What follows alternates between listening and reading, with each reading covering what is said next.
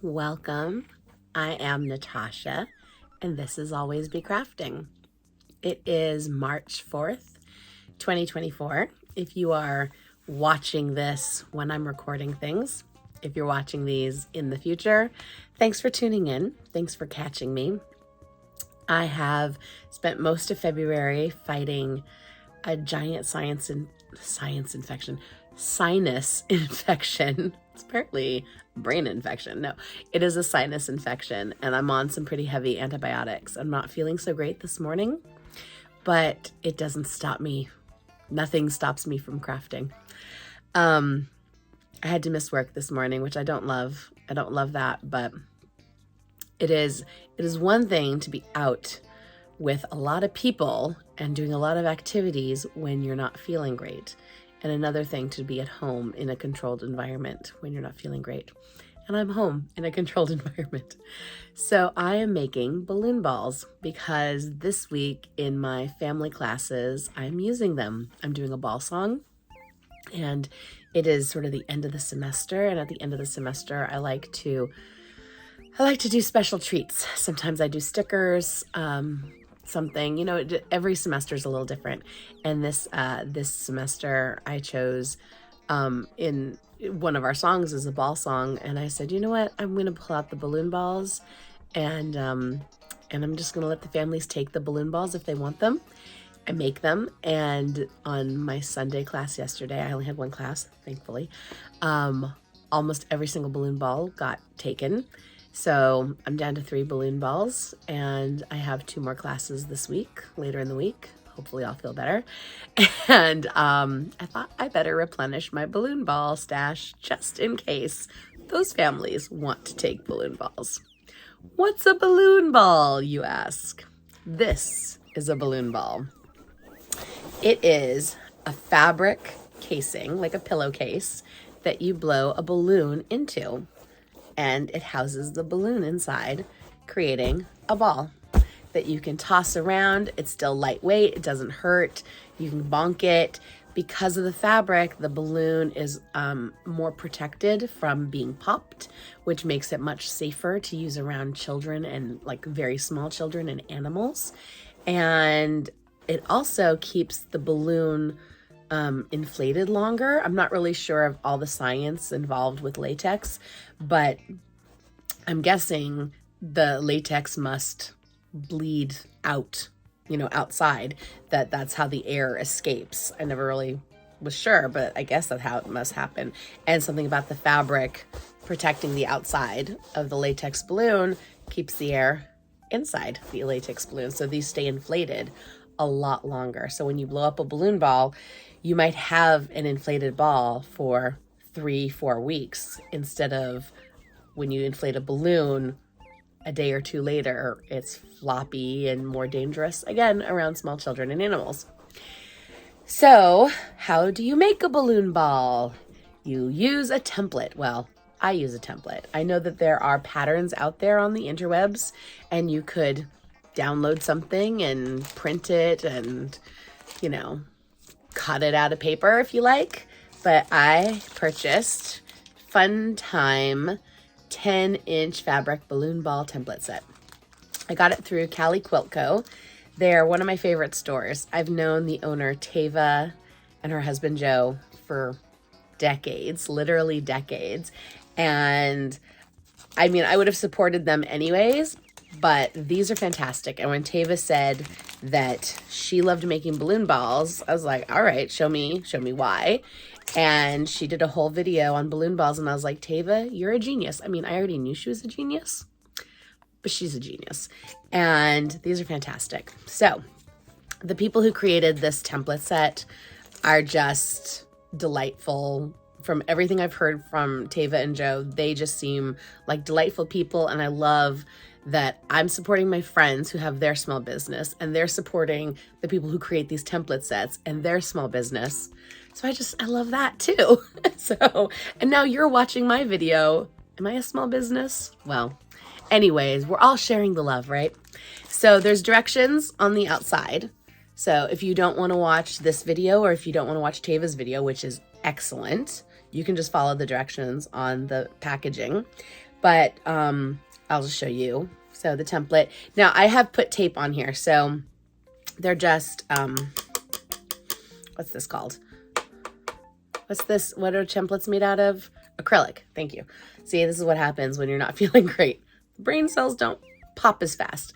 So acrylic templates. Do you see this kind of like this tape here that I'm pointing at? I use medical tape. It is the kind of easy release medical tape. I put that on the back of all my acrylic templates because it has like a little bit of grip to them. And then because acrylic is very smooth, so then when I put it on my fabric, it doesn't slide off. There are grips sold specifically to make your acrylic templates more grippy, and there's even like a spray to make your acrylic templates more grippy. So you can use whatever you want. I'm just telling you that I go to the drugstore like CVS or Target, and I get the medical tape that is really sensitive, and it's got these little teeny tiny bumps all over it. And I don't remember exactly what it's called. Maybe it's easy tear or easy release or something like that. But this is what the tape looks like. And it's just, it's medical tape. I had it in my stash because I do theater, and it's the same tape we use when we put on our microphones. So that's what we use it for, or that's what I've always used it for, is like when you have, that's why I was pointing to my face, because you put your microphone, your lavalier, over your ear. So you have your microphone here, and then you have a little piece of tape so the microphone doesn't go flying. And then you can put your makeup on, right? So that's what the tape is, but it's sold, in the medical department, in the pharmacy. Okay, so, and then this other piece of tape, this blue piece of tape, was just me making my own center mark. It's because sometimes I wanted I wanted a way to know where the center of the fabric was in case I was lining up a pattern in the fabric. Totally optional. I very rarely use this anymore. I had put this piece of tape on as painter's tape. I could probably take it off, but I'd put that piece of tape on a long time ago when I was probably lining up something. Anyways, the acrylic templates come with these holes that mark your 1/4 inch because you're using a 1/4 inch seam allowance. So you got your 4 1/4 inch dots so you can mark your fabric with a pen there, and then your 6 obviously here in the hexagon. The hexagon is for, you cut out 1 for your bottom, and then you cut out 2 for your top. The directions on the paper that comes with the acrylic template is they do this part, the top that hold where you blow up the balloon, you know, where your knotted part is. They do it slightly differently than the way I've done it here because I learned this trick again from Tayva, and I trust Tayva. That's all there is to it. So this is with the 2 pieces of fabric overlapping, the 2 hexagons overlapping. So the way they have it written is you take your 2 hexagons and you basically, oh, actually I have some hexagons. Here, I'll show you. The way they have the instructions written is you take your 2 top hexagons face to face and you sew from 1 corner in like an inch, 1 corner in like an inch. So there's a hole in between. And then you end up folding them back on that seam. So now they're connected here and here. They're connected at either end, but they're hollow in the middle right there. So that's how it's written. But then the reason I don't do that is because that little knot can poke through. Sometimes you blow up the balloon so far that little knot wants to stay poking out through. And I just don't like how that looks. That's how I did it. I followed the directions on my first, 10, 15 balloon balls. But too many times my little knot was sticking out that little hole. And I didn't like it personally. But it definitely works. Like I said, that's how I did most of mine. And then Tayva said that she was doing a trick where she just basically made an envelope where she took her fabric and folded it, and then the other piece and folded it, and then overlapped them like that, essentially. So that's what you're going to see me do. I'm going to use that method for the top part. And then there's 6 pieces going around. And I filmed myself cutting and organizing the fabric already. So now I'm going to film myself sewing. Again, it's a 1/4 inch seam allowance.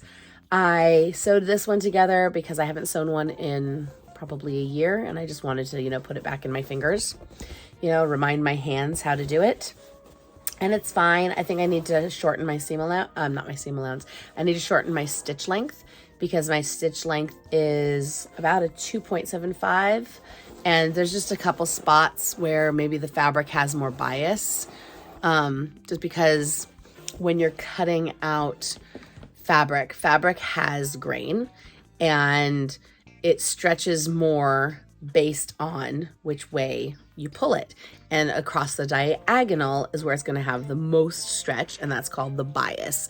And when you are dealing with something that has a curve, some of this is going to be a diagonal. So some of it is going to have bias. These are all grouped together. But when I was cutting mine, I wasn't caring about grain line. I was not lining up grain line. So some pieces have more bias than others. Some pieces are more stretchy than others.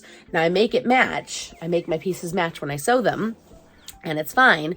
But because of that stretch, you can see that, like in this case, it's like the seams, the stitches are going along fine, but then I get to a spot where, I probably had more stretch there. So now my stitches are pulling because my stitch length was just a little longer than it needed to be.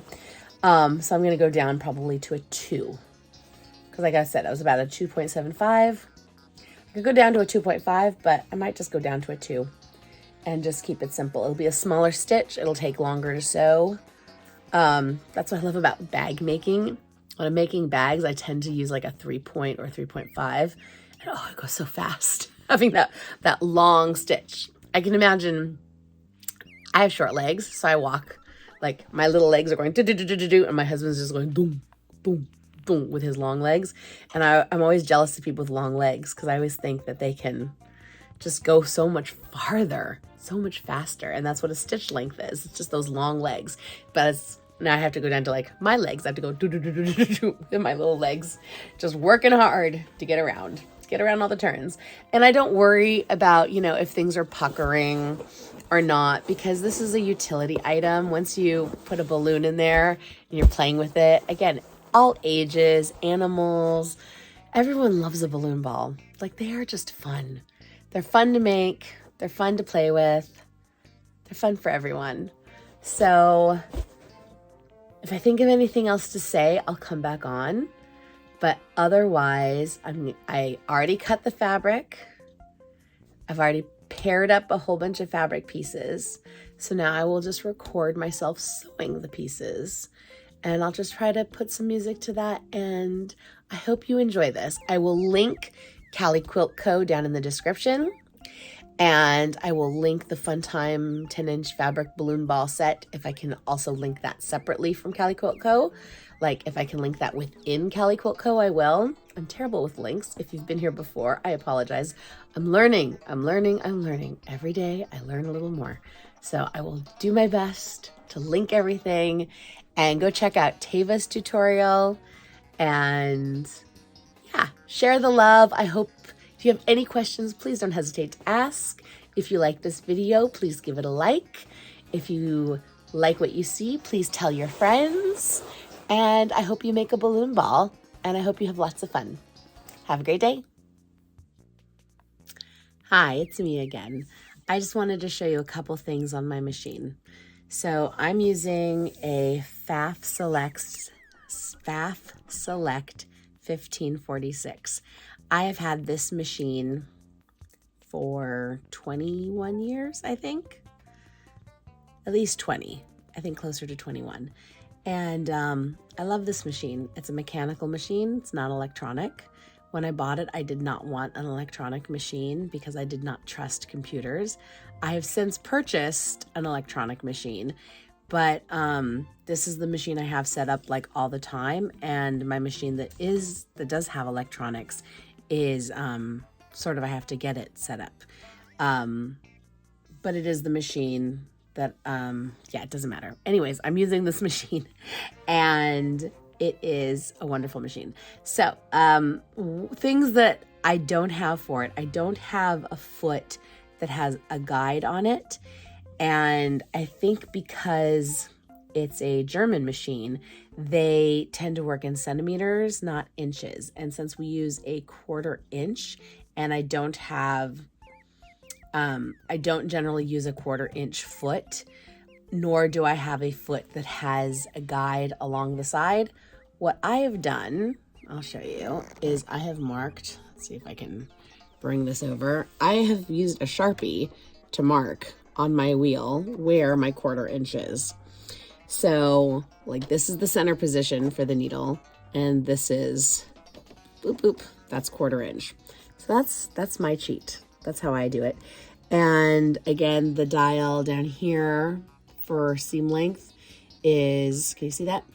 It's a dial. So like before, when I was sewing, it was like up here. So I was saying it's probably like a 275 because it was closer to the 3 than the 2.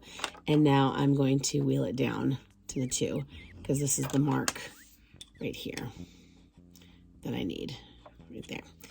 So yes, this is my machine.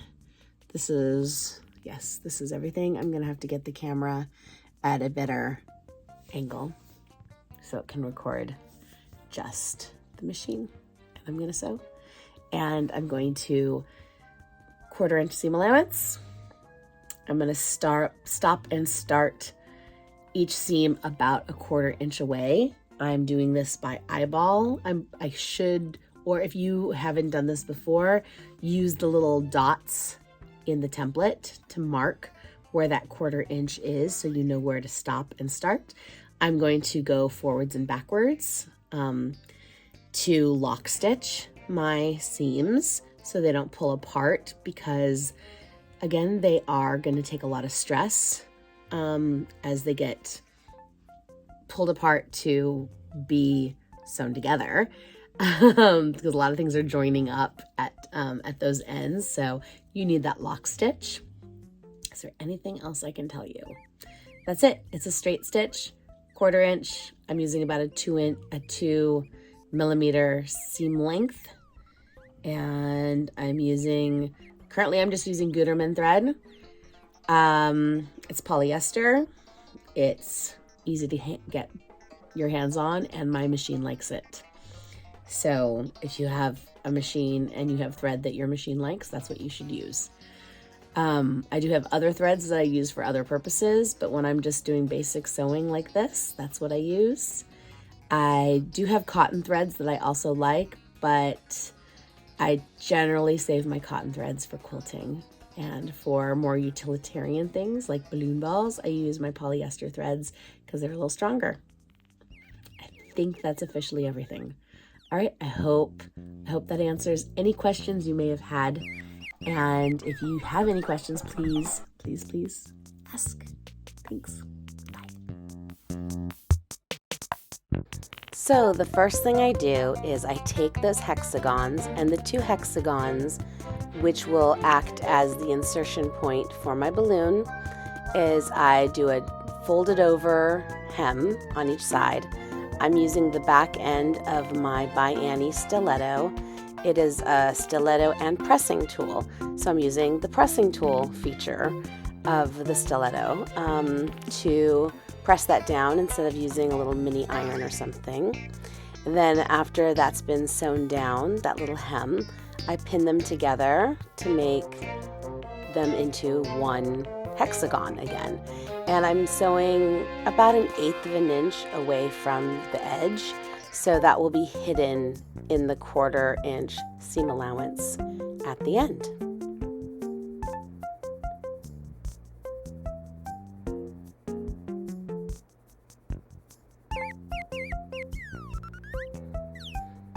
Now I am setting out my fabric.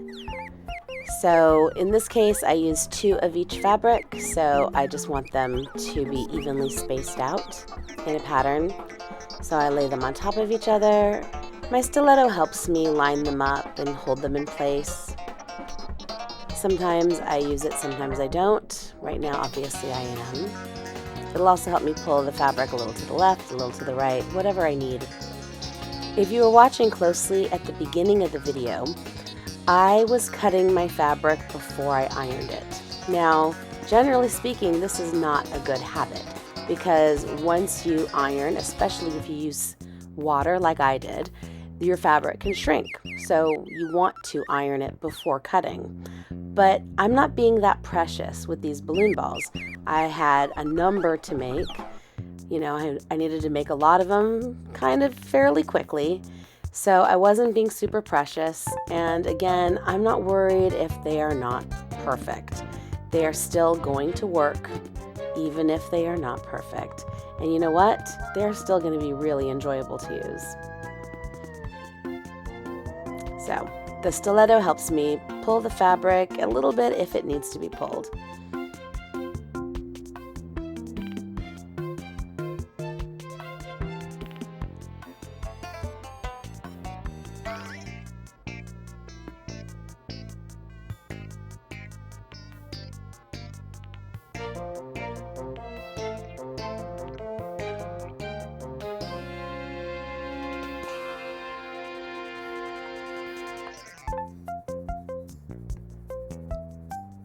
If I had not mentioned it before, this is sped up footage.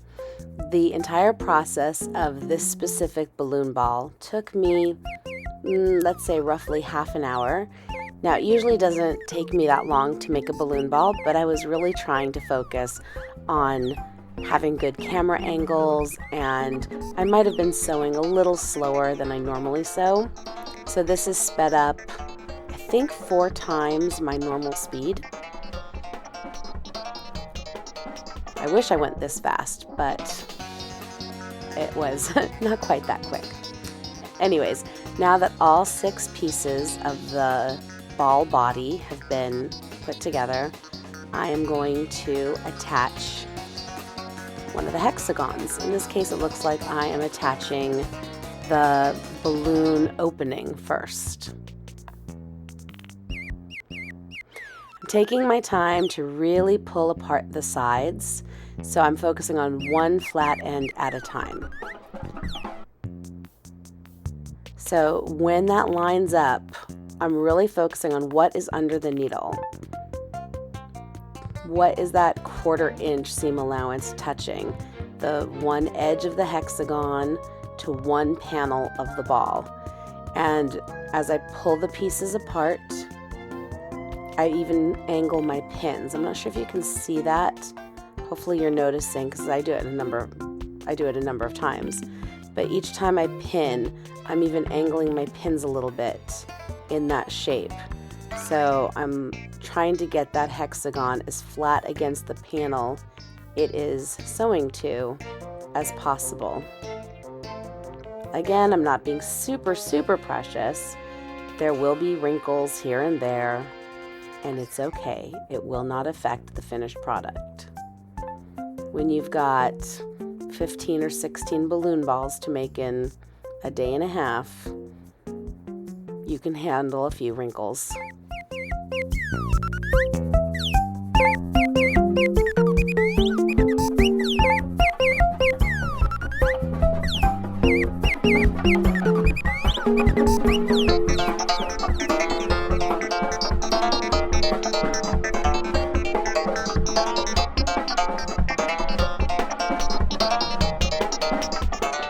Now I also want to point out that while this might be time consuming to do each side of the hexagon to each panel of the ball one at a time, and doing that lock stitch back and forth, it really does create a very secure ball. Now, when I first started making balloon balls, I would try to go around the entire hexagon all at one time, just pivoting my needle, and I would get so frustrated.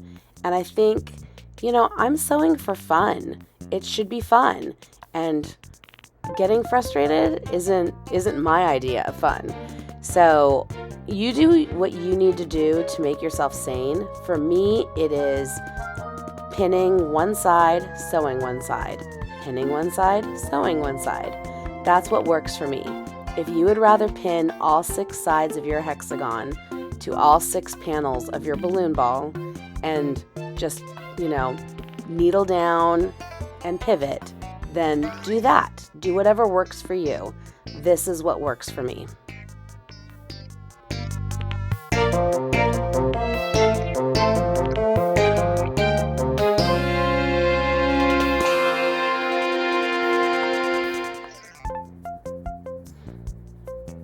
Now I thought it would be funny to go ahead and get a balloon and show you the finished balloon ball. Of course, it's those balloons that are not perfectly spherical. They're a little oblong. And I thought, let me use my balloon pump, which I have not used in a long time, and quickly discovered it has a bit of a leak. And I had to finish it the old-fashioned way and go ahead and blow it up with my mouth.